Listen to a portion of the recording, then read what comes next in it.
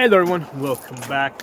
Today I want to talk a little bit about what we can expect from Trump's second term, okay, which I think is going to be very different from his first term. And what I want to discuss here is, some of the why. Why is his second term going to be so different? In later videos, we'll get into some of the details, but I want to kind of talk about how the stage has been set, okay? So number one, okay, the never Trumpers are gone out of the Republican Party. Like Liz Cheney and her crew, they're out of there. Okay, so he's not going to have to deal with resistance from his own party. Okay, so that is a big plus. Okay? Now, basically, the Congress and the Supreme Court are his Congress and his Supreme Court. So the Republicans already have a majority in the Senate, not a supermajority, but they do have a majority. And in the Congress, it's still not, as of today, November 7th. There's still a couple of undecided elections going on the House side, but most likely the Republicans are also going to have the House, right? So they're going to have a trifecta, right? They have they have the White House, they have the Senate, they have the they have the House of Representatives, they even have the Supreme Court. So I think there's a word for it when you control all four, tetrafecta. So Trump's is most likely going to have a tetrafecta, okay? So he's going to have this tetrafecta, and he's not going to have the resistance that he had in the past, okay? Another reason, okay, Democrats, especially in the cities, have been suffering for the last 4 years because of the migration crisis and inflation. Okay, so Democrat-run cities have been suffering. They saw where they were, during Trump's first term. They saw what happened during Biden's term. And I think that they really want to get back to where they were during Trump's first term. Okay, so he's not going to have the level of resistance that he had in this first term from Democrats. Okay, they all want to get back to that happy place that they were between 2016 and 2020. I mean, they weren't happy at the time, right? But them looking back now, where they are like during Biden's term versus where they were back then, I think that a lot of them saying, hey, there was a lot of good stuff going on back there. Let's try to get back to that place. Okay, so he's not going to have the resistance that he had from Democrats. Some will resist him, but it's not going to be. I don't think it's going to be like the entire Democrat Party. I think it is going to be possible for Trump to peel off a few Democrats in the Senate to get things done, okay? Because they do not have a supermajority. They have a majority in the Senate, so the Democrats can filibuster any bills that Republicans put forward. So Trump needs to, at least have a couple of, 3-4 senators that are, that are kind of cooperating with him, that he can work with to get stuff done, okay? So I don't think Trump is going into his second term looking to start wars with Democrats, okay? Now, I think that if they don't cooperate with him, okay, especially if he has control of the House, right? If he wins, if he does get full control of the House, or majority in the House, the Republicans are in a position where they can start investigating a lot of stuff in the past. So I think that that's kind of like a carrot they can hold over their heads. Cooperate with us so we can get stuff done, because if you don't and we got nothing better to do, then what's left? What's the only thing that we can do? Oh, we're going to have to go back and start investigating some of the things that you guys might have done. Okay, so they have both a carrot and a stick ability here, right? They can get the Democrats to cooperate with them, or they can investigate them. Okay, so I think the Democrats are going to have more of an incentive to work with Republicans. Okay, so other thing that's going on, and this is a big one. Okay, Trump cannot run again in 2028. Okay, he's got his 2 terms, and then he's out because you can't have more. Nobody can be president for more than 2 terms. I think the exception is if let's say the president passes away and then the vice president becomes president, that might be the exception. But he can't run for more than 2 terms. So I think that the Democrats don't see him as a threat or a future competitor.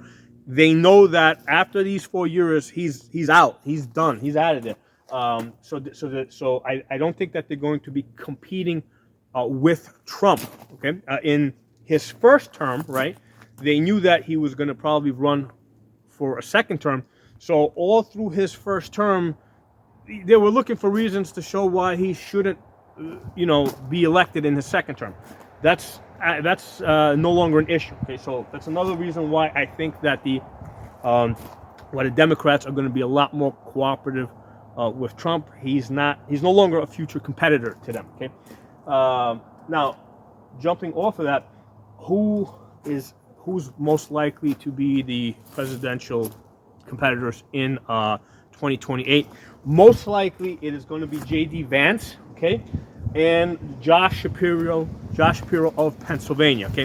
Why these two? Okay, well, Vance is already there. He's vice president already, so there's no reason why he wouldn't try to become president. I've seen some really good stuff from Vance already, including a photo of him with an AR-15 that I posted. So I'm very enthusiastic about having J.D. Vance in the White House right now. Okay, I think there's a lot of good stuff that he can do for us. But J.D. Vance versus Shapiro, right, of Pennsylvania. Why Shapiro? First of all, like, Pennsylvania was one of the key swing states. Okay, and I mean, Shapiro's already been in the office. I don't remember how many years. I think he's been in there for 2 years already. I have not seen him do any like wildly leftist radical things, okay, or say any wildly radical leftist things. He may have done it, but it just hasn't made it to the surface. I would think that it would have made it to the surface if he was doing stuff like that. So Shapiro is in a swing state, and he's in a position to say that he is a moderate. Okay, so I think that puts him probably in one of the best candidates that Democrats can run that has a chance to win the White House. Okay, I think that the Democrats are done with radical leftists. They're just done with them. Okay, they don't want any more Kamalas. They don't want, they're gonna go for the middle. Okay, so this leads me to my next point. Okay.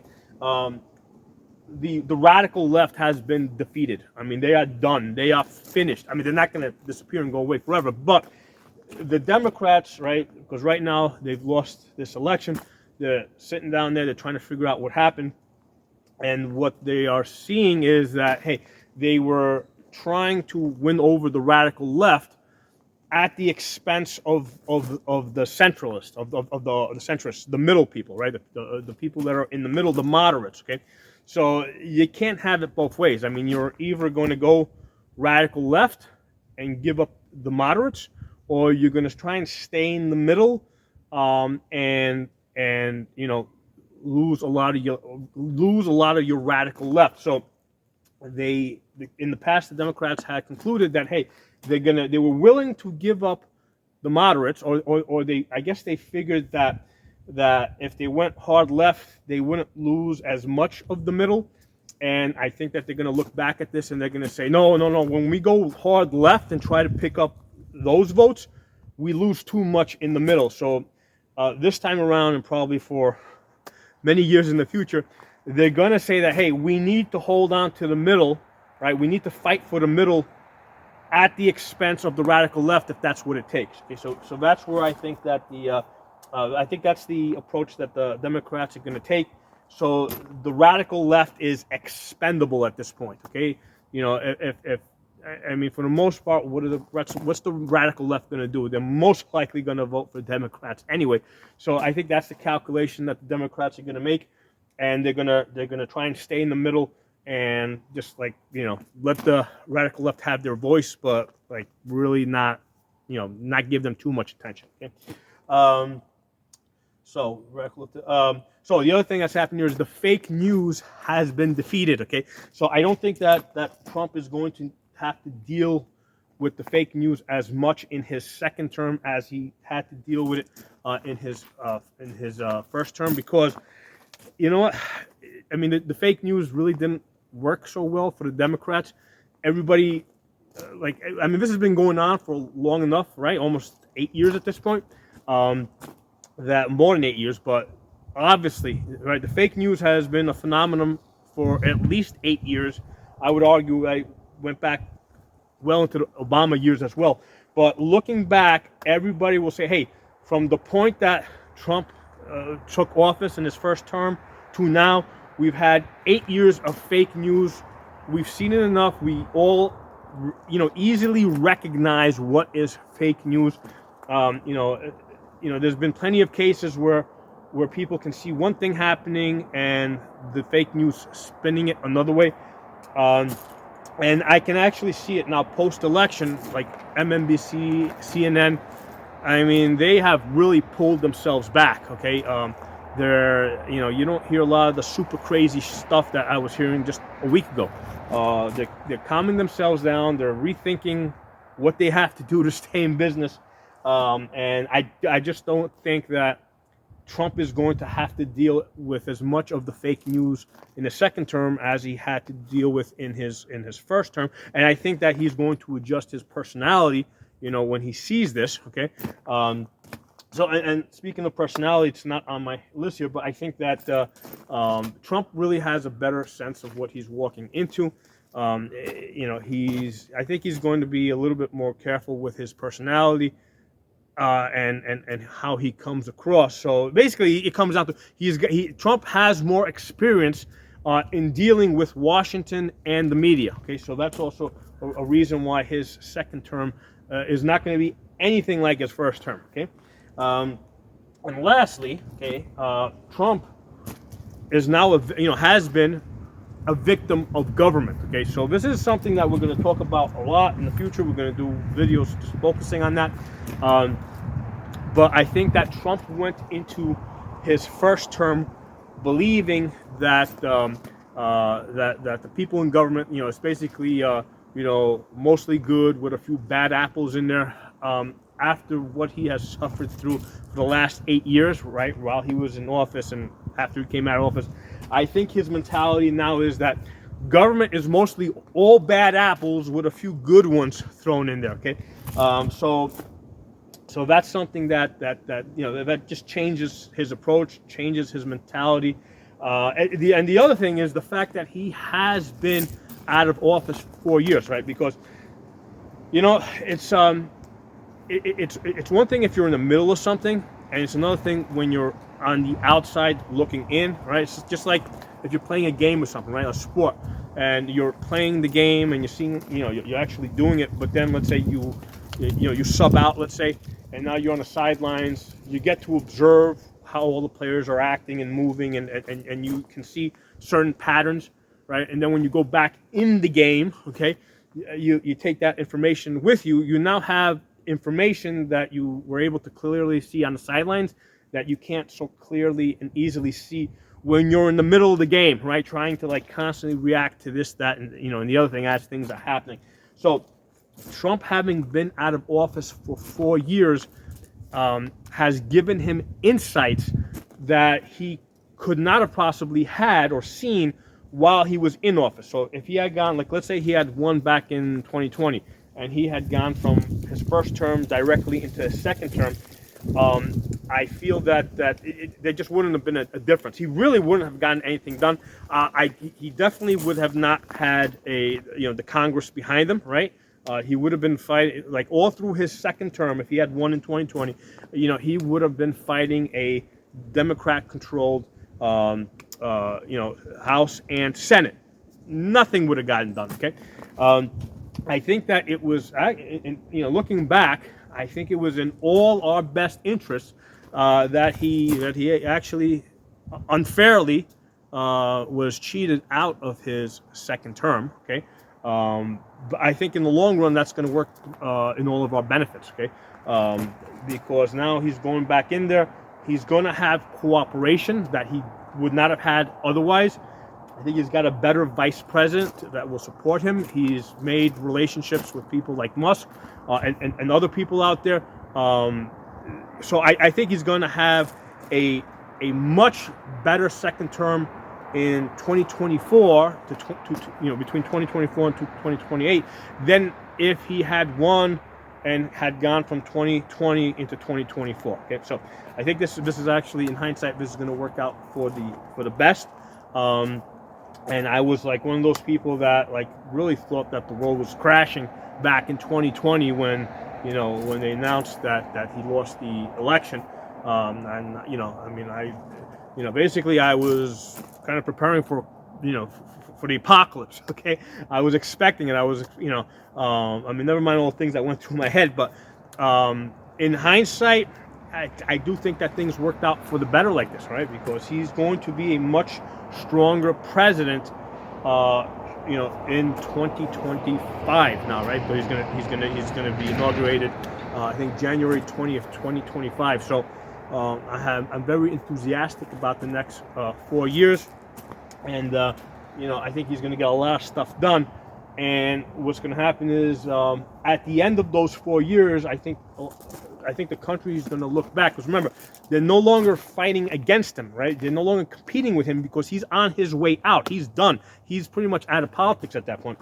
So at the end of 2028, right, or in 2028, when they're running for, when we're having the next presidential election, I think both Republicans and Democrats are going to be looking back and they're going to be saying about what a great president he ended up being.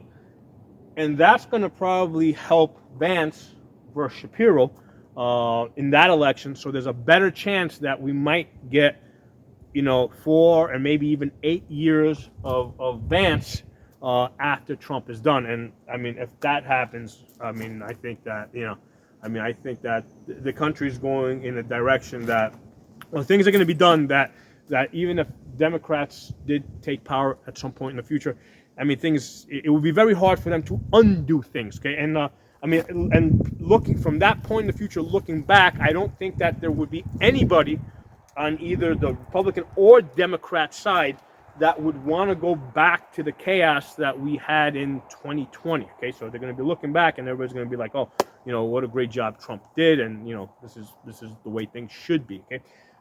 So there are my thoughts on that, and again, we're going to do future videos where we break a lot of this stuff down. I want to spend a lot of time about Trump as the victim of government, and the effects that will have on him as it would have on anybody. Okay, anybody that's been victimized by government the way Trump has been victimized is going to be very much affected by it, and they're going to make decisions and they're going to do things and push things that they would not do otherwise. Okay, so I'll talk to you all soon.